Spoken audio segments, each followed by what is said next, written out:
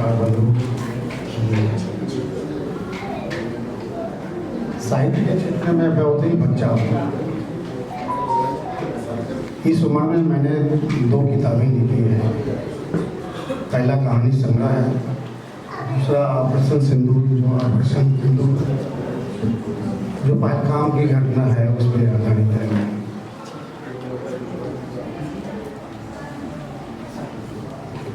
कहानी संग्रह वेश्या की बेटी, तो एक कहानी है, उसमें 25 कहानियां हैं, उसमें से एक कहानी वेश्या की बेटी।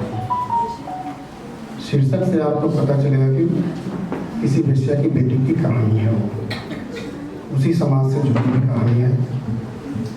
बाकी और भी कहानियां हैं, अलग अलग भी क्षेत्रों से कहानी है उसमें। कोरोना काल की उसमें ज़्यादा कहानियाँ हैं। मैंने ज़्यादा कहानियाँ उसी समय लिखी।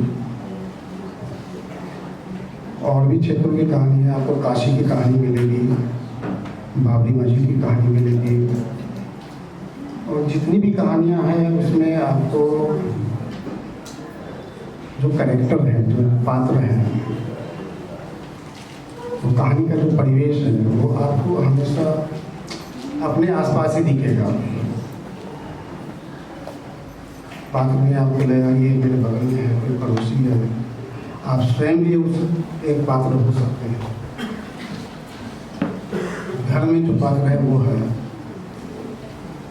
जीवन से जुड़ी कहानियाँ हैं, समाज से जुड़ी कहानियाँ हैं। जब आप पढ़ेंगे तो शायद आपको अच्छी लगी कहानी। एक लेखक के तौर पर मैं नहीं बोल सकता कि सारी कहानियाँ अच्छी हैं, क्योंकि कोई भी माँ बाप अपने बच्चे को सामने में रख के तारीफ नहीं करता है। तो बाहर वाले ही तारीफ करेंगे, पढ़ने वाले तारीफ करेंगे, उनको पालन कितना अच्छा लगा, बुरा लगा, कितना अपना लगा, कितना पढ़ाई लगा। 25 कहानियाँ हैं, 25 कहानियाँ अलग अलग हैं। उम्र के दौर में कई लोग समाज में ये भी बोलते हैं कि भाई 4 कंधे चाहिए,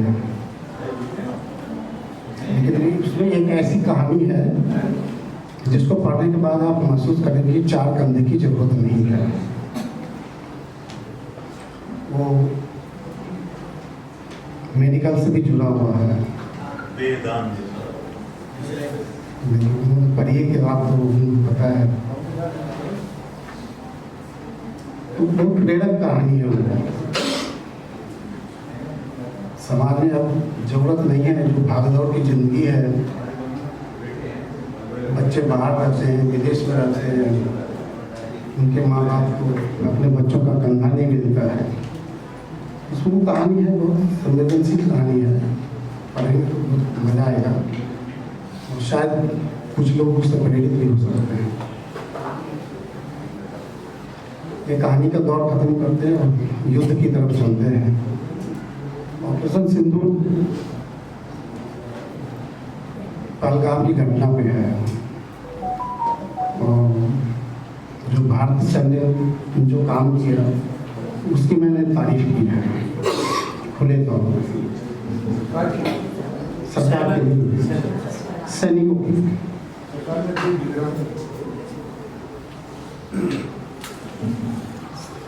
ये कहानी, ये ऑपरेशन सिंदूर किताब में लिखने वाला नहीं था। लिखने के लिए मुझे कहीं से और प्रेरणा मिली। दरअसल मैं 26/11 जो आतंकवादी हमला हुआ था, तो मैंने पूरे पहले दिन से ही, यानी पहली रात से ही मैंने वो आखिरी समय तक बतौर पत्रकार कवर किया। मैंने आपको सामने से देखा, ज़्यादा नहीं, मुश्किल से 7-8 मीटर की दूरी पे कई दिनों तक देखा। जब उसका केस चल रहा था, सुनवाई हो रही थी, तो मैं कवर कर रहा था। पहली बार मैंने देखा आतंकवादी होता कैसा। तो वो मेरे दिमाग में था बतौर पत्रकार कि मुझे 26 लेवल पे किताब लिखनी है। मैंने शुरुआत भी की थी, लेकिन मैं किसी कारणवश नहीं लिख पाया। जब ये पहलगाम की घटना हुई तो कुछ समानता दिखी, जिसके लिए मैं तैयार हो गया, मुझे इस पर किताब लिखनी है। तो मैं उस जगह को जानता हूँ, उस जगह को देखा हुआ हूँ, वहाँ कई अनुभव किया हुआ हूँ पहलगाम को, और यहाँ का अनुभव, दोनों अनुभव मिला करके मैंने वो किताब लिखी है। जब आप पढ़ेंगे तो उसमें कई चैप्टर्स हैं, उसमें 20-25 चैप्टर्स हैं। वो आप पढ़ेंगे तो आपको अलग मिजाज मिलेगा, उसमें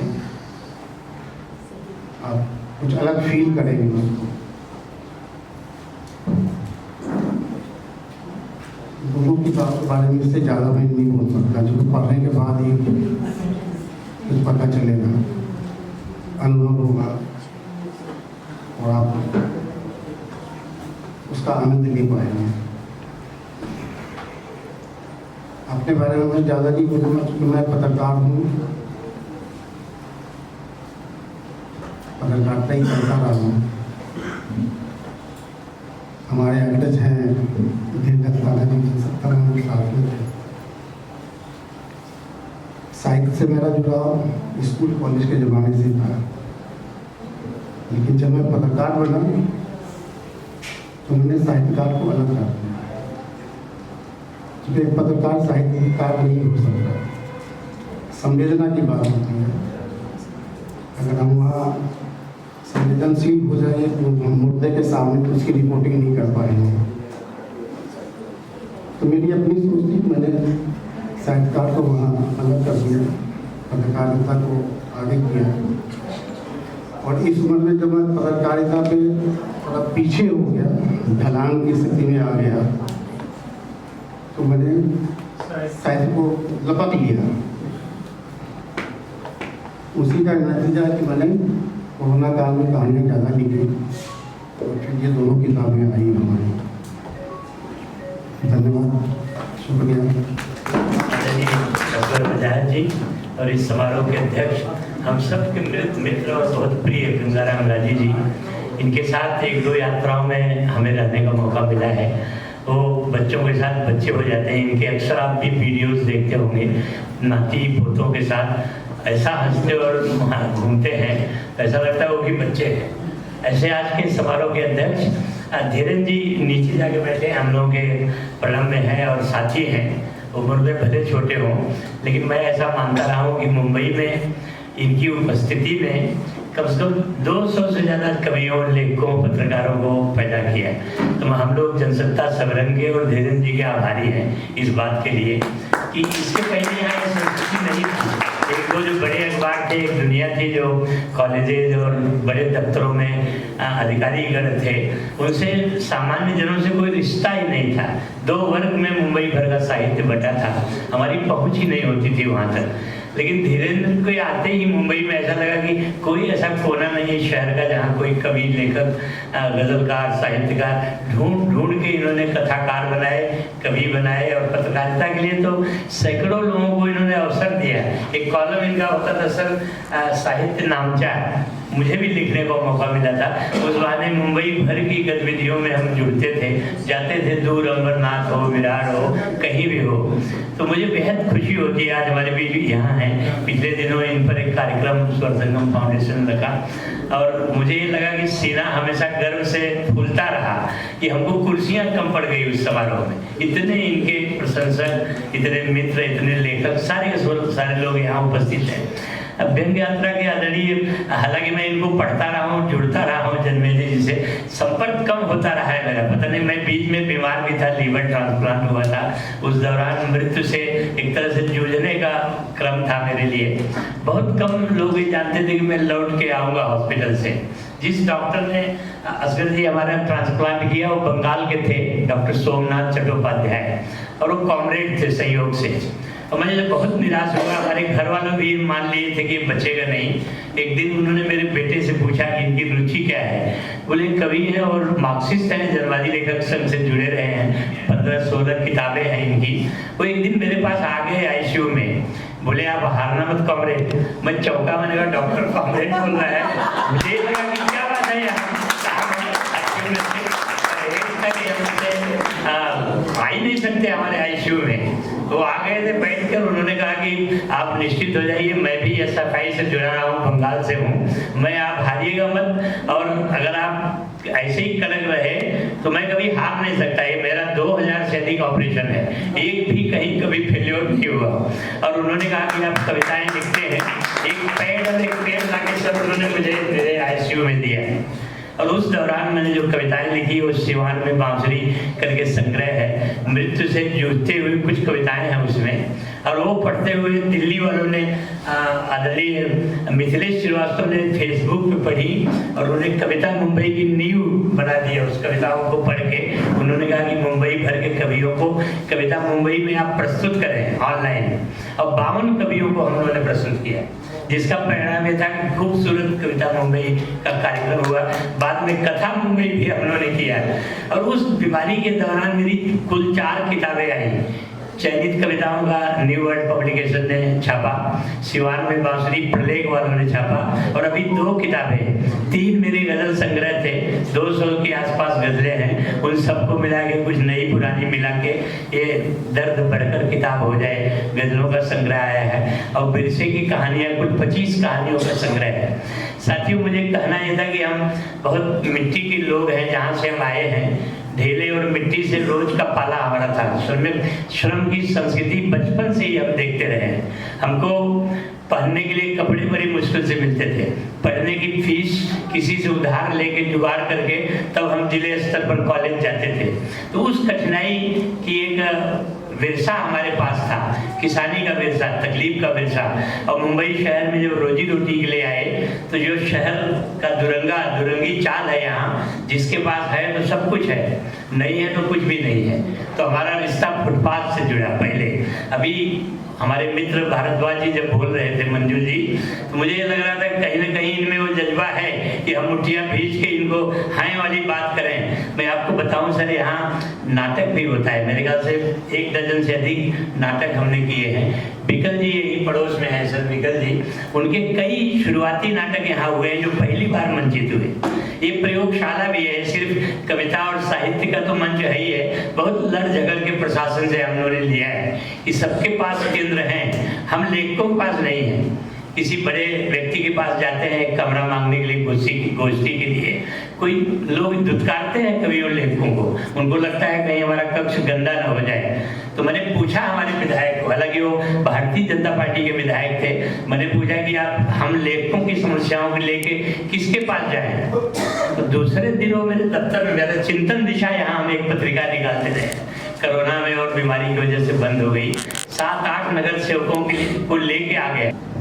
कार्यक्रम की रूपरेखा काफी दिन से बन रही थी, मयंक जी का विचार था, और लेकिन हम लोग डर रहे थे पता नहीं कैसे हो पाएगा, इतने लेखकों को संभालना आसान चीज नहीं रहती। ये मित्र लेखकों का मेला है आज ना, हमारे मुंबई के इतने पुराने नए सारे मित्रों का एक मेला, हम लोगों ने ये बहाना मिला। किताबें, मेरी किताब पिछले साल मेले में आई, इस बार भी मेरे प्रकाशक ने इस किताब को दोबारा फिर वहाँ मेले में डिस्प्ले किया और उसका काफी प्रचार किया। तो 1 साल से किताबें कुछ हमारे रमेश जी की किताबें, मतलब ये किताबें इकट्ठी हो गई, सारे मित्र लोग, तो क्या करें हम, कैसे करें? तो ये विचार बना भी एक साथ सबका ऐसा करते हैं, मिलन समारोह हो जाएगा, एक बढ़िया जो है गेट टुगेदर हो जाएगा। और ये अच्छा, मुझे खुशी इस बात की हो रही है, मैं पीछे डर के मारे बैठा था, कोई दिक्कत हो तो भाग जाऊं, लेकिन रमन जी ने बहुत मेहनत करके, मैं आपको बताऊँ, मैं बहुत मेहनत से उन्होंने भूमिका इसका रूपरेखा बनाई और बोला मैं कोशिश करूंगा कि ये तरीके से हो, और अच्छा बढ़िया प्रोग्राम मुझे लग रहा है, अच्छा हो रहा है, लोग लेखकों को भी अच्छा लग रहा है, पाठकों से भी संवाद बन रहा है, बढ़िया है। अभी मैं ये मेरा गजल संग्रह है दूसरा, ज़मीनी आदमी हैं हम, कि बहुत हम हैं बोल रहे थे, हम हैं भाई। तो ये बोल दीजिए हम। हाँ, तो मैं आपको एक इसकी जो शीर्षक गजल है ना वो सुनाऊंगा दरअसल। न हमको जात से निस्बत, क्या बात है। न हमको जात से निस्बत, न दीनी सोच रखते हैं। क्या बात है। न हमको जात से निस्बत, न दीनी सोच रखते हैं। जमीनी आदमी है हम, जमीनी सोच रखते हैं।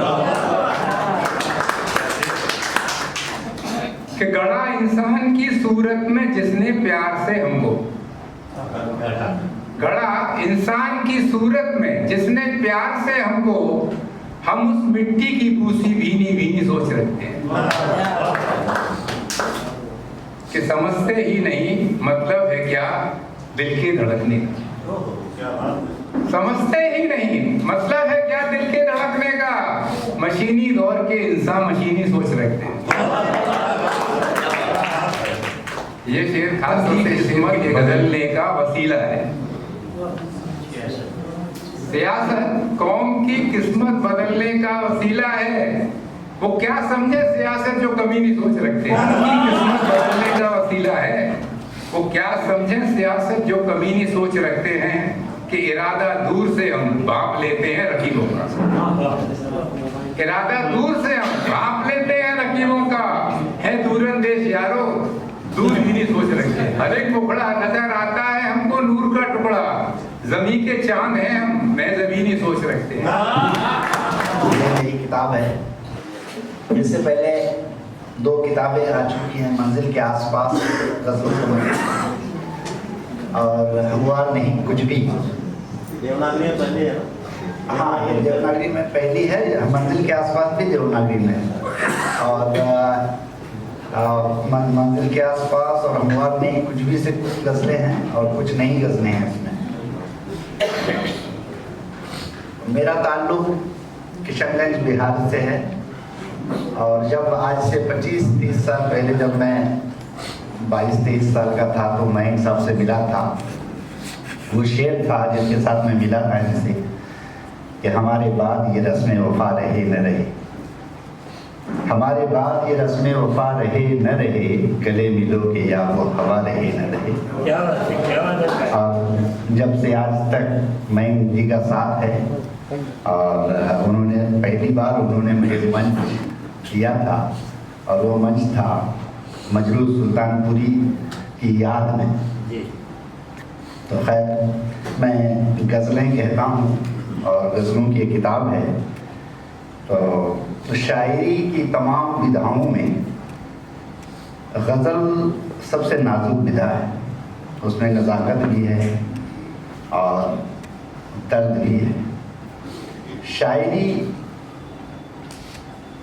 जहाँ है वहाँ धड़कता हुआ दिल है, जहाँ दिल है वहाँ इश्क है, जहाँ इश्क है वहाँ दर्द है और जहाँ दर्द है वहाँ ज्ञान है। क्या बात है शायद।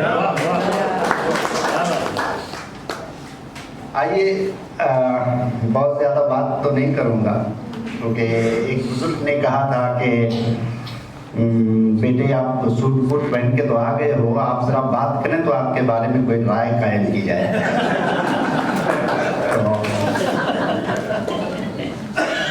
तो एक शेर से शुरू करता हूँ कि माँ बाप की यकीन भरी सोचों को छू सकूं, माँ बाप की यकीन भरी सोचों को छू सकूं, हो जाऊं अपने कद के बराबर किसी तरह। क्या बात। और वो वालिद के लिए एक शेर है कि तुम्हारी उंगली पकड़ के सब्ज़ा की सैर की थी, तुम्हारी उंगली पकड़ के सब्ज़ा की सैर की थी, कहाँ गुमा था कि तन्हा सहरा निकालना है। क्या बात। और वालदा के लिए एक शेर है कि जब भी करता हूँ सफ़र माँ की इजाज़त के ख़िलाफ़, जब भी करता हूँ सफ़र माँ की इजाज़त के ख़िलाफ़, अज़्म कश्ती मेरी मझधार में आ जाती है। और मेरी बीवी है यहाँ बैठी, उसके लिए एक शेर है कि आता हूँ तेरे पास सरे शाम लौट कर, आता हूँ तेरे पास सरे शाम लौट कर क्या रोकता है पाँव को जंजीर की तरह। क्या बात। और अपने लिए एक शेर है कि मैं एक बच्चा बड़ा हूँ घर का सो अपने मन से। क्या लाइन है। मैं एक बच्चा बड़ा हूँ घर का सो अपने मन से, मुझे मचलता हुआ वो बच्चा निकालना है। क्या बात है। वाह। और शेर देखें, इस गज़ल संग्रह से कुछ अशार आपको सुनाता हूँ और रमन जी से गुजारिश है कि 8 मिनट हो जाए तो बता दीजिएगा। मुझे भटका रहा है मेरा एक डर मुसलसल, मेरी एक सोच उसी समत जाना चाहती है।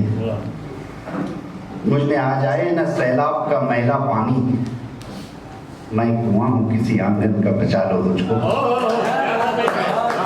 मुझ में आ जाए न सैलाब का मैला पानी, मैं कुआं हूँ किसी आंगन का, बचा लो मुझको। शेर देखें कि पीठ को नाव बना ली मैंने, पीठ को नाव बना ली मैंने, जब भी बच्चों ने शिकारा चाहा। पीठ को नाव बना ली मैंने, जब भी बच्चों ने शिकारा चाहा। अब सुनाई नहीं देती है कोई चीख के हम, अब सुनाई नहीं देती है कोई चीख के हम, तेरी सरगोशी को एक शोर बनाए हुए। कई बार बात होती चली जा रही है कि उपन्यास ये मेरा बहुत ही लंबे समय से रुका था छपने की प्रक्रिया में, और ये साल जो आप बताते हैं हर बार थोड़ा और लंबा हो जाता है। तो ये 25-30 साल से तो नहीं, लेकिन हाँ 15-16 साल से ये छपने की प्रक्रिया में पड़ा रहा है। और मैं आई हूँ तो सबसे पहले मंच पे उपस्थित सभी श्रेष्ठ जन को प्रणाम करती हूँ, दस्ताना जी को प्रणाम करती हूँ, असगर वजाहत जी और गंगाराम जी और प्रेमचंद मीना जी, सबको प्रणाम करते हुए यहाँ पर उपस्थित सारे लोगों को स्वागत करती हूँ। और हमारे मीरा रोड में एक बरगद है और उस बरगद के नीचे हम सारे मीरा रोड के साहित्यकार फल फूल रहे हैं, पल रहे हैं, और वो है मयंक जी। तो मयंक जी को बहुत विशेष प्रणाम। और आगे बढ़ते हुए मैं अपने इस किताब के बारे में बात करना चाहूँगी। ये किताब है अनंत तक जाना है। और जी, तो ये किताब काफ़ी लंबे समय से, जैसा मैंने कहा कि छपने की प्रक्रिया में पड़ा रहा। और इससे भी बड़ी बात ये है कि मैंने बहुत कम उम्र में इसको लिखना शुरू कर दिया था, तो मुझे थोड़ा सा समय लगा चीज़ों को समझने में कि उपन्यास कैसे लिखते हैं। और जैसे जैसे साल बीतते गए इसके कई ड्राफ्ट मैंने लिखे, क्योंकि हर लिखने के बाद मुझे जब साल भर बाद इसको देखती थी तो लगता था कि ये बहुत मतलब बचकाना हो रहा है, चीज़ें बहुत बहक रही है, ये काटना है, ये जोड़ना है। और ये एक लंबा समय चला और कई ड्राफ्ट इसके लिखे गए, और ये समझ में आना कि हाँ ये उपन्यास थोड़ा ठीक ठाक है, जिसको लेके मुझे कभी जीवन में ऐसा न लगे कि कम उम्र में लिखी तो शर्मिंदगी ना महसूस हो कि मैंने क्या लिख दिया। तो इन सारी चीज़ों के लिए मैं अपने मित्रों से भी सहारा लेती रही हूँ। और पटना में है मेरा एक बहुत ही पुराना मित्र नवीन कुमार, तो वो लोग, हम लोग काफ़ी पुराने मित्र हैं, और वो बहुत ज़्यादा पढ़ने लिखने वाला इंसान है और राजनीति से भी जुड़ा हुआ है, माले से जुड़ा हुआ है वो काफ़ी लंबे सालों से। तो उसको मैं फ़ोन कर करके सीन सुनाती थी और सुनो कि बताओ कि इसमें क्या कमियां हैं और फिर मैं इस पर काम करूं। ये भी कई बार चलता रहा, और फिर उसका मतलब बताना कि इसको हटा दो, इसको हटा दो, और मुझे नहीं समझ में आता था कि अब क्या किया जाए इन पात्रों के साथ। फिर वो छोड़ देता था, ये तुम्हें सोचना है क्या करना है। तो ये सारी जो है पहली बार किताब लिखने में शायद सबको होता होगा, और मुझे भी इन सारी दिक्कतों का सामना करना पड़ा है। वैसे निश्चित रूप से इसमें आज की भी लड़कियों का संघर्ष है, और स्त्री संघर्ष बहुत लंबा है और बहुत लंबा चलेगा, अभी चलता ही रहेगा, क्योंकि अभी भी स्त्रियों को मैं नहीं मानती कि बहुत कुछ हासिल हुआ है। अभी बहुत स्ट्रगल कर रही है स्त्री। हाँ, घर से निकलकर ऑफिस तक जरूर पहुंच गई है, लेकिन बहुत कुछ अभी बाकी है जीवन में। आज की भी लड़कियां बहुत संघर्ष कर रही है, हमको इसको नज़रअंदाज नहीं करना चाहिए। तो मैं इस चीज़ को थोड़ा सा आगे बढ़ाते हुए इस किताब को मैंने जिनको समर्पित किया है वो है मेरी माँ। और माँ को मैंने इसलिए समर्पित किया है कि वो एक ऐसी माँ है जो कभी स्कूल नहीं गई। और हालांकि आज वो हमारे बीच नहीं है, लेकिन स्कूल नहीं जाने के बावजूद जो स्त्रियां हैं हम उनको ऐसा समझते हैं कि वो इतनी प्रोग्रेसिव नहीं होगी। स्त्री जो है वो थोड़ा सा ज़्यादा मैट्रियार्की को फॉलो करती हैं और ये सारी चीज़ों, लेकिन वो बहुत अलग माँ थी और वो आज की बहुत सारी महिलाओं से बहुत आगे सोचती थी, बहुत प्रोग्रेसिव थी और महिलाओं को आगे बढ़ाने के लिए वो बहुत लड़ती रही परिवार से, समाज से। तो वो ऐसी माँ थी, मैं उनको प्रणाम करती हूँ। और आज की लड़कियों के बारे में मैं कहना चाहूँगी, जो इस किताब में भी मैंने जिक्र किया है, कि अभी बहुत सारी लड़कियाँ दिल्ली में भी मिलेंगी और मुंबई में भी मिलेंगी, जो पहले भी 25 साल 30 साल पहले भी भाग कर आती थी शहरों में अपना जीवन जीने, अपनी उन्मुक्तता को महसूस करने के लिए। और आज भी लड़कियां छोटे शहरों से भाग रही हैं, उनको परिवार में आज भी जीवन नहीं मिल रहा है जीने को। तो ये भी एक बहुत महत्वपूर्ण बात है। और महिलाओं का सपोर्ट कर रही हैं। पुरुष अभी भी समाज में एक उस तरह से खुलकर उनका सपोर्ट नहीं कर रहे हैं, चाहे परिवार के पुरुष हो या उनके कामकाजी दफ्तरों के पुरुष हों, उस तरह से उनको सपोर्ट नहीं मिल रहा है। लेकिन जो लड़की आगे आ रही हैं, उन लड़कियों को कोई ना कोई स्त्री कहीं से मदद कर रही है। और ये सिलसिला लिखना पढ़ना बहुत कम हो गया था। चर्चगेट में मेरा रेडियो है, तो ये 2 घंटा मेरा अपना होता था मेरे पूरे 24 घंटे में, और वो 2 घंटे में रोज लिखा करती थी ट्रेन में। तो जब यहाँ ट्रेन में बैठी और कंप्यूटर पे लिखना शुरू किया तो मशगूल हो गई और मुझे लगा कि अभी तो बहुत दूर है, 1 घंटा है, जब तक मतलब रोज लिखा करती थी। और चली गई और कितना घंटा बीता मुझे पता नहीं चला। और जब बोरीवली चर्चगेट जाके ट्रेन आ चुकी थी बोरीवली, और जब अनाउंसमेंट हुआ कि अगला स्टेशन बोरीवली, बहुत देर बाद तो मुझे लगा बोरीवली अभी क्यों, ट्रेन कहाँ रुक गई, क्या हुआ, कुछ समझ में नहीं आ रहा था। बहुत परेशान हुई कि बोरीवली क्यों आने वाली है। चल रही हूँ और बाजू वाले से बात कर रही हूँ, तो किसी ने कहा अरे बोरीवली आने वाली है तो ठीक ही तो अनाउंसमेंट हो रहा है, आप देखिए आपको कहाँ जाना है। और फिर मैं लौट चुकी थी चर्चगेट से, मुझे पता नहीं था, और बोरीवली भी मुझे पता चला कि मैं लौट चुकी हूँ। और फिर मतलब जल्दी से नीचे उतरी और रेडियो फोन किया कि मतलब ऐसा ऐसा हो गया। अपने बारे में क्या कहूँ, अपने बारे में कहने के लिए मेरे पास ये है कि ये देह है और इसका नाम है भूपेंद्र मिश्रा। और कविताओं से जो नाता है, क्योंकि वही मैं हूँ, ये महसूस जो मेरी किताब है यही हूँ मैं। करीबन 1982-83 के आसपास मुझे लग रहा है जो है, मैं कविताएं उसके पहले से लिख रहा था, बड़े बचपन से लिख रहा था जो है कविताएं। क्योंकि जैसे इन्होंने रमन जी ने बताया, हमारी माता जी उन्होंने तो निराला जी और महादेवी वर्मा उनके गाल छूती थी और उस बड़ी छोटी उम्र में, और वो सब देखा हुआ है और उनका रह गया था लिखना।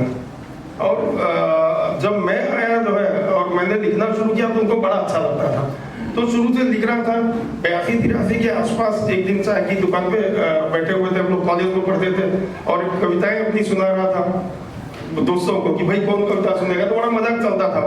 दोस्त बोले नहीं भाई हम नहीं सुनेंगे ये हो करके। और उसमें से पीछे बैठे हुए एक व्यक्ति थे, वो उठ के सामने आए, बोले मैं भी तुम्हारी कविता सुनूंगा। अक्षरनाथ दुबे, आपको याद हो, साथी। उन्होंने बोला मैं भी कविताएं सुनूंगा, और उसके बाद 3, 4, 5, 6 कविताएं लगातार सुनते चले गए।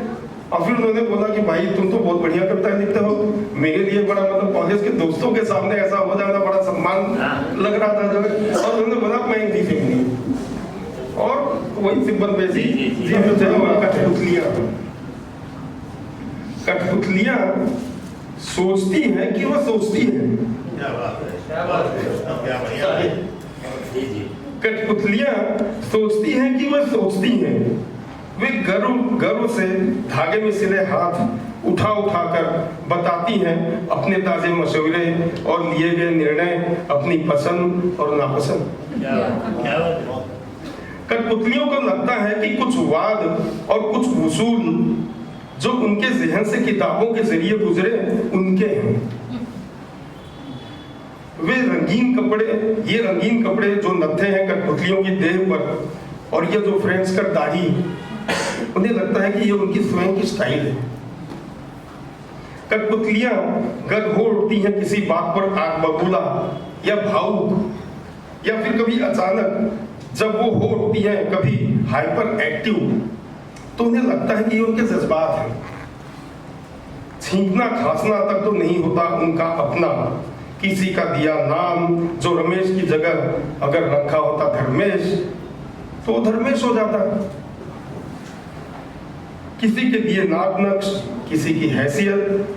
कठपुतलियों में कोई अगर पैदा होती जाम्बिया या इथोपिया में तो वो सोच पाती मुख्तलिफ ढंग से। कठपुतलियां अक्सर जिद्दी हो जाती हैं अपनी शख्सियत के बारे में, थोपे अपने विश्वास पर। कठपुतलियां अक्सर जिद्दी हो जाती हैं अपनी शख्सियत के बारे में, थोपे अपने विश्वास पर, और इस तरह कठपुतलियां कैद रहती हैं अपनी बनाई अनगिनत दीवारों की जेल में, और वे सोचती हैं कि वे सोच पाती हैं बिल्कुल आजादी से अपने दिमाग के मार्फत। कठपुतलियां बन जाती हैं पैटर्न के ढेर। कभी किसी रोज कोई कठपुतली नहीं सोच पाती कि वो नहीं सोच पाई।